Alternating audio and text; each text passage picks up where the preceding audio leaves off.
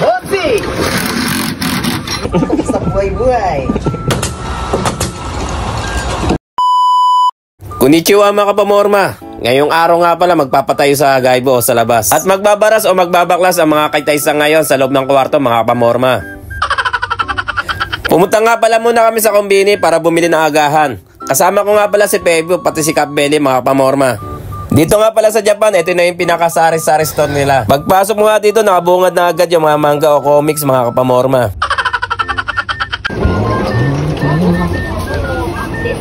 Siyempre, di mawawala yung mga tinapay dyan. Meron din mga chocolate at mga chichirya mga kapamorma. Dito nga pala sa kabila, mga energy drink mga kapamorma. Pagkainom mo yan, drink mo diretso. Ang pag-inom nga pala niyan pagkatapos ng trabaho, Sabado ng gabi. Samahan mo na rin ng pulutan mga pamorma.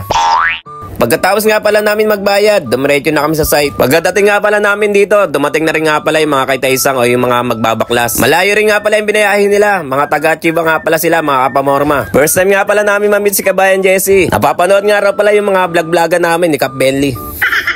Habang naghihintay nga kami pakyat sa taas mga kapamorma. Si Cap Bentley nga pala iniisip anong gagawin na naman luto sa itlog. Ito nga pala yung babaklasin nila bro Jesse, pati sa labas o sa gaybo. Pagkakit nga pala namin, idadandori o ipe-prepare na nga pala namin yung mga panel board na gagamitin nga pala sa gaybo o sa labas mga kapamorma.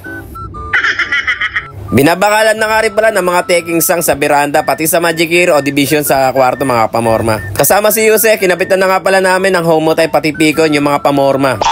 Bago nga magtanghalian, nakikabit na nga pala yung mga pamorma para sa gaybo o sa labas. Nila Cap Bentley kasama si Foreman.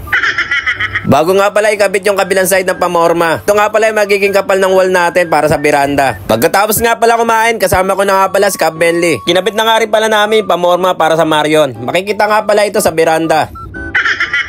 215 minus.